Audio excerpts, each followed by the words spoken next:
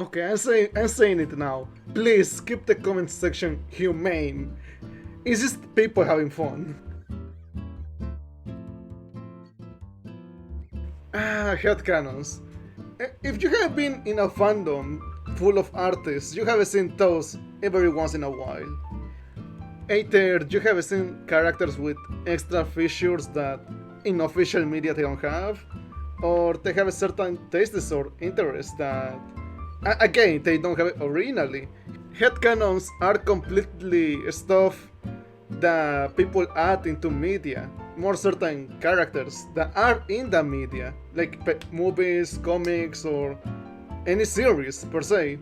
And me, in a personal taste, I find them like as a good thing. And if you don't have to worry about people's headcanons. They're like, it's stuff that it's only personal to certain people. You don't have to like go, oh, I don't like these people's headcanons. Dude, it's the internet. You can just don't care about what other people do at all. You can do your own thing. It's free.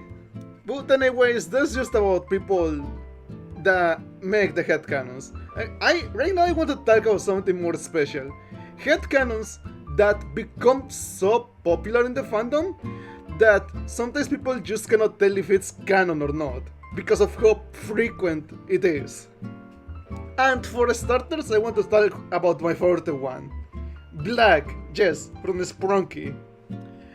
So, there's the icon, there's like black in the like dark version of the game. There is no official design of like black, like with that hat as an icon. Actually, if I believe Nyanko, like the creator of Sprunky, has stated that the hat icon has nothing to do with black. It's just like a trap to make people click on it.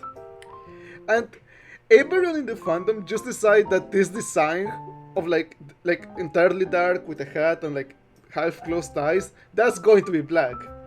And I mean, it's a good design. I fuck with it. And even if the canon says one thing, artists and anyone that makes media or fan art about this game, they can make their own designs anyways. No one can. It's not like anyone is gonna stop them. The more creativity there is in the world, the better. Okay, and also speaking of Sprunky, just to get this through, Jebin from Sprunky also has like a interesting headcanon in which he has like this golden yellowish cross that he keeps as a necklace, which I found like very neat.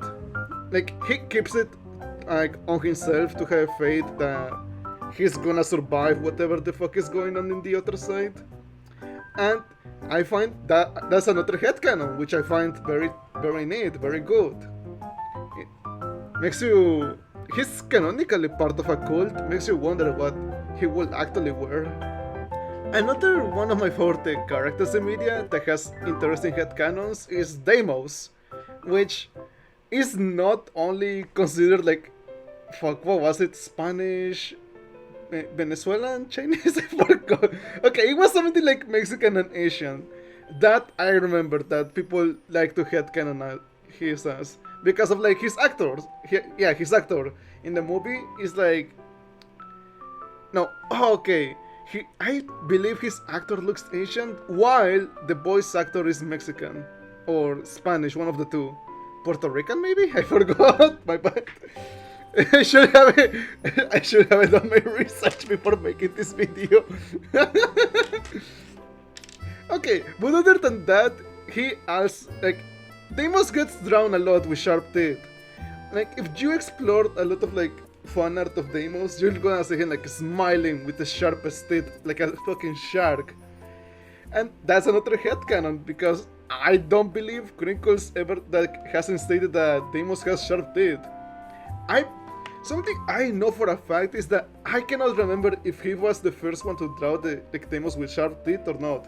Because I believe he has like he has made art of like Deimos with sharp teeth, but I cannot recall if that was before or after the fanon picked up that Deimos has sharp teeth.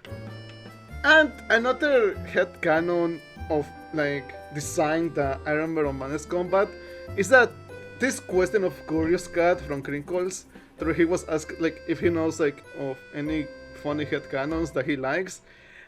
He finds it very fun how like this one artist drew Hofnar like plus size in body shape, and I find that like kind of neat. Like Hofnar will totally be plus size. I agree, Mr. Kinkles.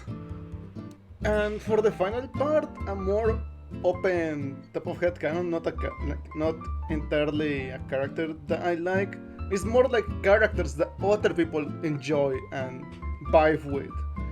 So a lot of people look at characters and they like headcanon them as like their sexuality or if they're trans, like transmasc or transfemme, and it's not bad. It's pretty neat. Like these people want to make like their favorite characters resonate more with them, or they think that them being like trans in any way could be good for their character itself.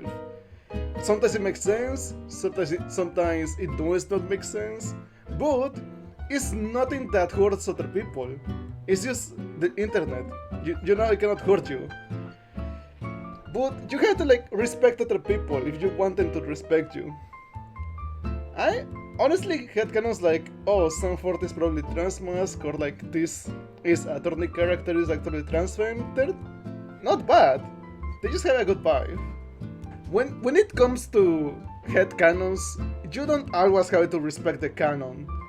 But on my personal opinion, I prefer when artists actually respect the canon to some extent because, well, this is the original source. But any headcanons that like don't hurt the original source and like are just people having fun and connecting with their favorite characters, that's just the good stuff. As long as they're not hurting anyone or you're hurting anyone, you're free to do whatever you want.